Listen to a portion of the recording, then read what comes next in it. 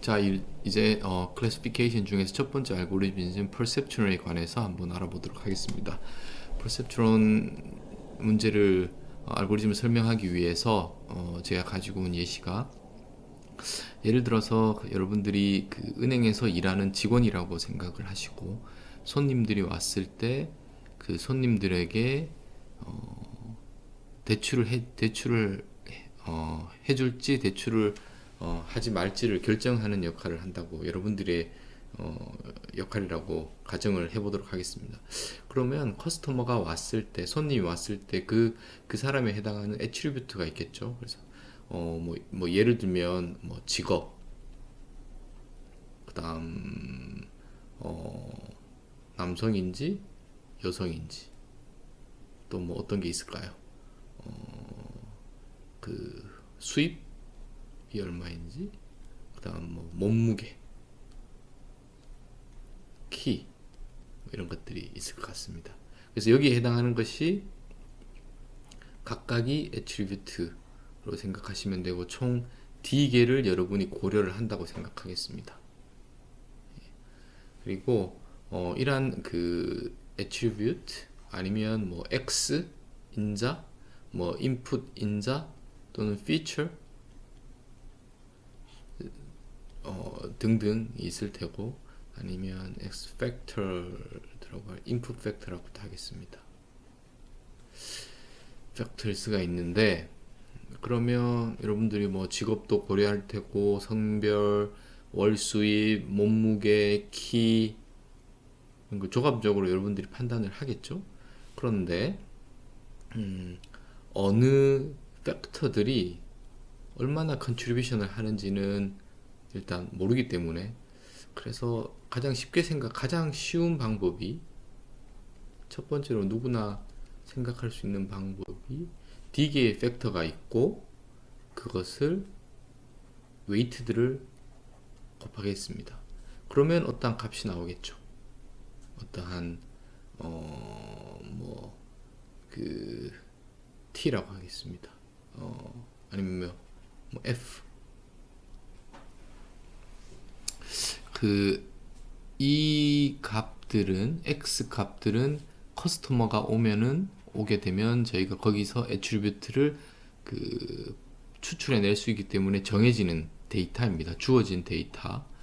그리고 오메가는, 여기서는 가장 심플하게 이거의 리니어 컨비네이션이라고 저희가 가정을 했습니다. 실제로는 그렇지 않을 수 있지만 가장 심플한 케이스를 생각을 해본다면, 뭐 예를 들어서 뭐 저는 상식적으로 직업이 중요하니까 뭐 10이라고 하겠습니다. 웨이트를, 직업에 해당하는 웨이트가 10. 남녀 모르겠습니다. 이게 뭐 1. 수입에 해당하는 것은, 수입이 많으면 뭐 하니까 여기도 뭐 한 9. 몸무게 거의 상관이 없겠죠. 거의 0. 키 거의 상관이 없겠죠.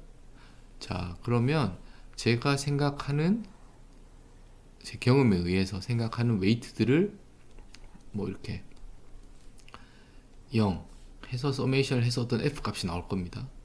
그래서 예를 들어서 뭐 전부 이게 다 플러스 방향으로 가면은 뭐 어떻게 잘 그 웨이트를, 뭐 네거티브 하면 웨이트를 음수를 해서 어떤 숫자가 나오게 하겠습니다. 그래서 그 숫자가 이제 요 부분이 F가 되는 거겠죠. 이것이 어떤 스레시홀드보다 크면, 뭐 이건 뭐 여기도 모르겠어, 뭐 한 20이라고 하겠습니다. 제가 임의로. 그러면 대출을 해주고, 그거보다 작으면 디나이 한다고 암묵적으로 제가 은행원이 내부적으로 판단하는 알고리즘을 만들었다고 가정을 하겠습니다. 뭐 충분히 이럴 수 있죠. 가장 심플한 모델이긴 하지만. 그런데 첫 번째로 고민을 해야 될 것이 중요한 팩터들이 무엇인지, 경험에 의해서 결정된다는 거죠. 두 번째, 더 중요한 것은 거기에 해당하는 웨이트들이 어떤 데이터의 기반이 아니라 역시나 경험에 의해서 결정이 된다는 거죠. 스레시홀드도 마찬가지.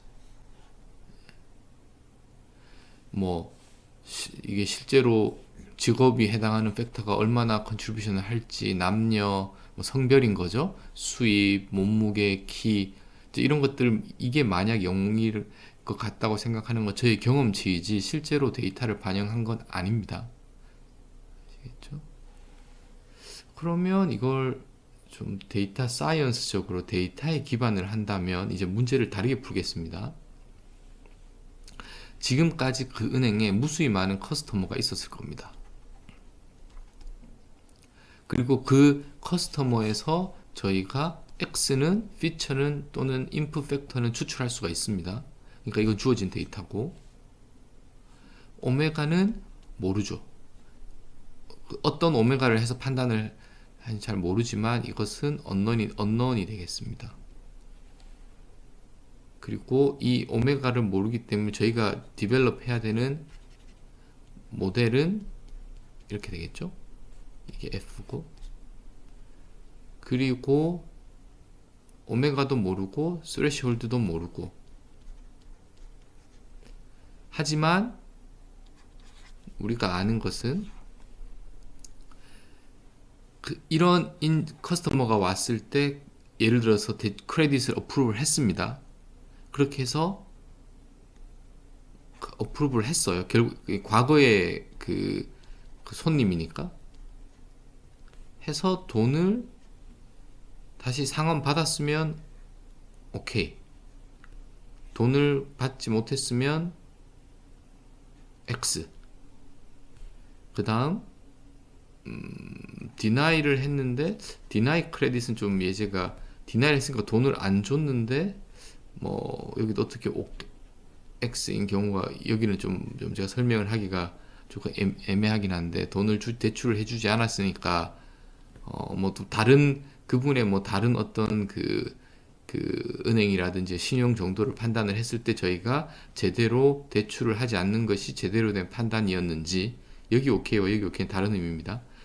아니면 우리가 은행이 잘못 판단을 해서 실제로는 다른 트랙 레코드를 보니 돈을 상환할 능력이 있을 것 같은데 은행이 잘못 판단해서 대출을 허락하지 않았을 수도 있겠죠.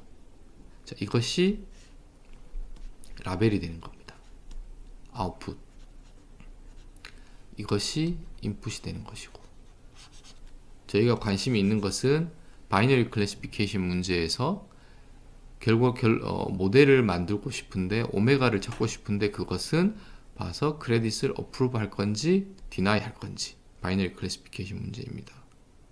아시겠죠? 이 오메가에 해당하는, 오메가와 스레시홀드에 해당하는 것이 클래시피케이션 바운더리가 되는 거고, 이제 문제를, 어떤 클래시피케이션 문제를 어떻게 한번 여러분들이 좀 이제 그 어떤 포멀하게 데피니션을 한번 바라는 계기가 되는 예시였으면 좋겠습니다. 자, 그래서 저희가 정말 관심이 있는 것은 이 오메가입니다. 오메가. 여러분들이 어떠한 디시전을 내릴 때 내부적으로 다양한 팩터들을 고려할 것이고, 그것은 이 X에 관련된 것이고, 하지만 그 모든 다양한 팩터들을 여러분들이 유니폼하게 같은 컨트리뷰션으로 사람이 생각하지는 않을 겁니다. 특정한 팩터들은 중요하게, 다른 팩터들은 네거티브하게, 아니면 어떤 특정 다른 팩터들은 거의 가중치가 없는, 그렇게 했을 때 내가 제대로 된 결론을 내릴 수 있는지 한번 죄송합니다. 그래서 또 다른 관점은 뭐냐면, 예를 들어서 몸무게가 팩터로 제가 넣었습니다. 그리고 거기에 해당하는 오메가가 중요하지 않을 것 같지만 잘 모르겠으면 이걸 팩터로 놓고 제가 이렇게 클래시피케이션을 해서 바운더리를 구하고 그 모델을 다시 확인해 봤을 때 거기에 해당하는 오메가가 거의 값이 0이면, 이것은 제가 판단하는 것이 아니라 히스토리컬 데이터셋을 통해서 트레이닝을 했을 때 그 모델에서의 특정 코에피션트가 0에 가깝다는 거죠. 그러면 여기에 해당하는 이 인자는 중요한 팩터가 아닌 거죠. 이제 좀 이 흐름을 좀 데이터 사이언스적으로 어떤 그 디시전을 내리고 디시전을 내리는데 중요한 팩터가 뭔지를 고려할 때 그 사람의 경험이 아니라 데이터에서 그 해답을 찾는 과정이라고 보시면 될 것 같습니다. 자, 이제 조금 퍼셉트론을 수학적으로 모델링을 좀 더 해볼 텐데, 이 부분과 이 부분은 제가 고려하는 X인자, 피처 또는 팩터의 웨이티드 선형 결합 썸입니다. 그것이 스레시홀드, 여기도 이제 어떤 이거를 제가 이제 오메가 제로라고 하겠습니다. 그냥 이것도 미지수니까 찾아야 되는. 그렇게 되면 좀 포뮬레이션을 할 때 xi가 오메가 제로보다 크면 어프로브하고 반대가 되면 디나이를 하겠습니다. 그러면 이것을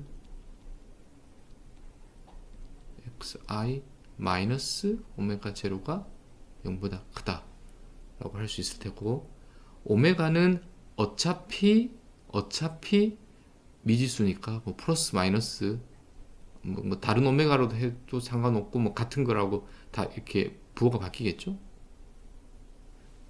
이렇게 제가 이건 어차피 미지수니까 상관이 없습니다. 그럼 다시 더 나아가면 이제 여기는 이제 그냥 오메가라고 하겠습니다. 여기에 오메가에 해당하는 팩터는 1은 곱하나 마나 상관이 없으니까, 그러면 이렇게 해서 오메가 i xi i가 0부터 d까지, 그래서 총 개수는 d 플러스 1개입니다. 이것이 0보다 크면 제가 어떤 여기서는 크레딧을 어프로브를 하고, 그와 아니면 디나이를 하는. 자, 그래서 결국 중요한 것은 제가 이런 출입은 리그레션 문제에서도 많이 썼었습니다. 좀 모델을 좀 심플리파이 하기 위한 방법이라고 생각하시면 될 것 같고, 그러면 이제 여기서 다시 이쪽으로 돌아가서 x라는 것이 이렇게 되는 거죠. 그리고 오메가는 오메가 제로가 있고, 뭐 그냥 추릭이라고 생각하시면 될 것 같습니다. 최종적으로 바이너리 클래시피케이션 하는데 이것의 값이 중요한 것이 아니라 그것이 양수인지 파지티브한지 네거티브한지를 체크하는 것이니까, 이것을 사인 펑션은 이렇게 생겼습니다. 양수면 1, 음수면 마이너스 1, 0이면 좀 모호하긴 하지만, 그렇게 해서 서메이션 오메가 i xi i가 0부터 d까지를 체크하면 그 아웃풋이 사인이 1 또는 마이너스 1이 나오게 됩니다. 그러니까 이제 우리가 관심 있는 바이너리 클래시피케이션을 할 수 있게 되는 거죠. 자, 다시 말씀드리겠습니다. 퍼셉트론의 제 문제의 모티베이션 하기 위해서 뭐 은행에서 일을 하고 손님이 오고 그 손님에게 다양한 인풋 인자를 익스트랙션 한 다음에 웨이트가 얼마인지 모르기 때문에 그 웨이트를 미지수로 두고 가장 심플한 모델을 빌드업하기 위해서 리니어 컨비네이션을 한 거죠.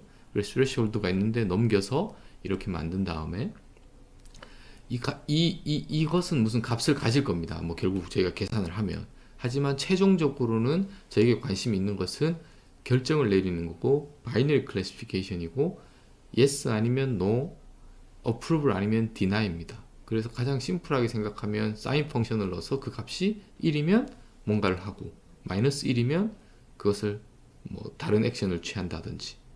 자, 이렇게 되겠습니다. 이제 문제를 포뮬레이션을 했고, 역시나 이렇게 수학적으로 포뮬레이션 문제에서 저희가 데이터를 통해서 에스티메이션 해야 되는 것은 이 오메가고, 이 오메가에 해당하는 것은 바운더리 클래시피케이션인 거죠. 클래시파이어인 거죠.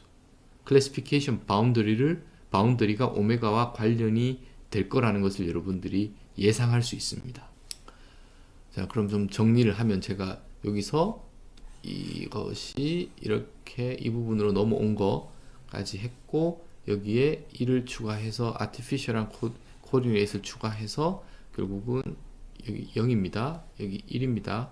한번 꼭 체크를 하시고 사인 해서 이걸 어떤 h는 이제 넌리니어 펑션인 거죠. 사인이 들어갔기 때문에 이 내부는 선형결합이지만, 그래서 이것을 벡터 폼으로 이제 차원이 그 x도 길게 있고 오메가도 길게 있는 칼럼 벡터기 때문에 보시면 엘리먼트 와이즈 곱하고 서메이션 어디서 많이 봤죠?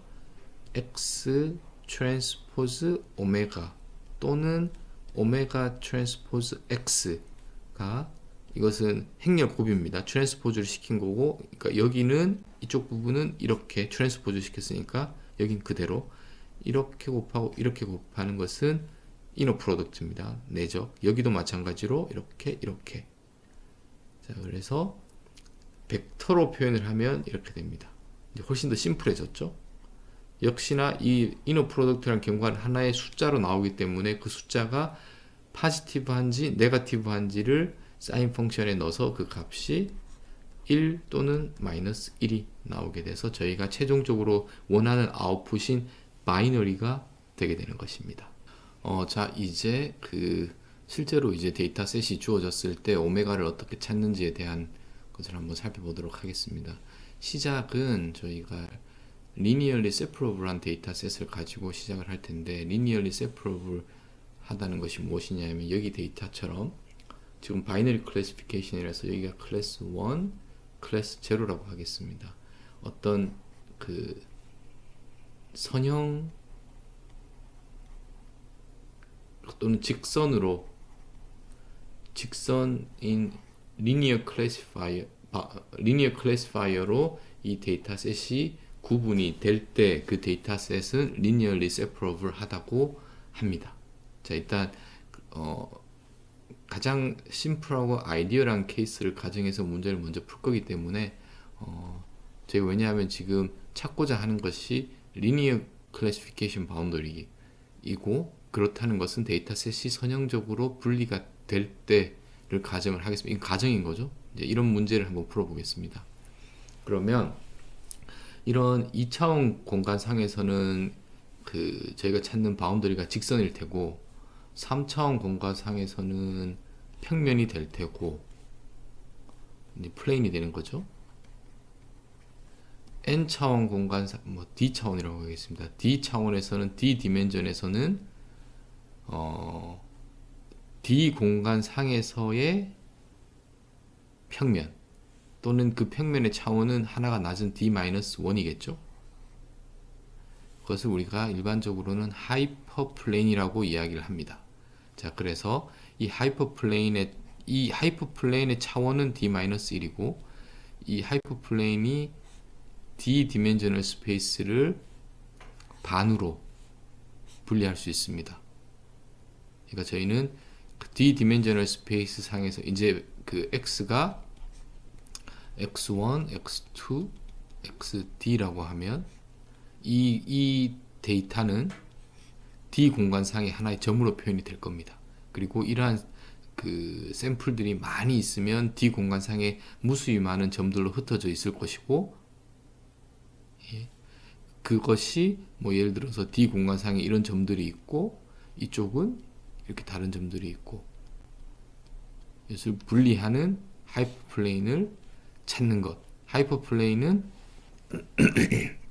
그 관심이 있는 게 오메가 제로, 여기 이렇게 원으로 하겠습니다. 오메가 제로, 오메가 원, 오메가 d까지 이렇게 해서 여기를 define 하는 것이 하이퍼플레인이 됩니다. 그리고 이 부분은 제가 따로 뒤쪽에서 설명을 드릴 테고, 오메가라는 것은 하이퍼플레인 위에 있는 어떠한 벡터와도 수직이다. 보시면 이걸 찾고 싶은 거죠. 이것의 사인이 플러스 1이거나 마이너스 1이거나, 그럼 저희가 찾는 바운더리는 이것이 0이 될 때겠죠. 0이 될 때니까 오메가 트랜스포즈 x가 0인 경우는 오메가 제로 x1 x 제로 플러스 오메가 1 x1 이렇게 해서 오메가 뭐 예를 들면 dxd가 0은 d 뭐 지금 이거랑 같은 걸 쓰겠습니다. d 공간상에서 d개가 있고 하나의 컨스트레인이 있기 때문에 이러한 선형 결합에 의한 컨스트레인을 조건을 만족하는 이 점들의 집합은 하이퍼플레인 상에 있을 겁니다. 아마 플레인을 형성할 겁니다. 자, 그래서 이제는 그 퍼셉트론을 제가 뭐 은행 이런 문제로 이제 설명을 드렸고, 이 문제를 포뮬레이션을 하면서 이제 기하학적으로 내려와서, 기하학적으로는 뭐냐, D 디멘셔널 스페이스 상에 두 덩어리가 이렇게 데이터들이 흩어져 있을 거고, 그것을 가르는 하이퍼플레인을 찾는 문제가 되겠습니다. 하이퍼플레인은 이 경우에는 리니어 클래시피케이션 바운더리에 해당하는 것이고, 이 하이퍼플레인에 해당하는 파라미터들은 원래 문제에서는 오메가입니다. 오메가를 찾는 것이 하이퍼플레인을 찾는 것이고, 자, 그래서 결국은 저희가 찾고 싶은 것은 이것이 디시전 바운더리가 되는, 아시겠죠? 그리고 이 오메가는 트랜스포즈와 X를 했으니까 이너 프로덕트니까 이 바운더리와 오메가는 항상 오토고널해서 수직입니다. 예. 이쪽 부분, 이 부분이 양수이고 이 부분이 음수라는 것은 제가 뒤쪽에서 다시 한번 설명을 드리도록 하겠습니다. 자, 그래서 이 슬라이드에서 제가 하고 싶은 것은 D 공간상의 데이터들이 있는 것이고, 제가 관심 있는 것은 디시전 바운더리 또는 리니어 클래시피케이션 바운더리는 그 D-1 차원의 하이퍼플레인이 되는 것이고, 그것은 오메가와 관련이 있다.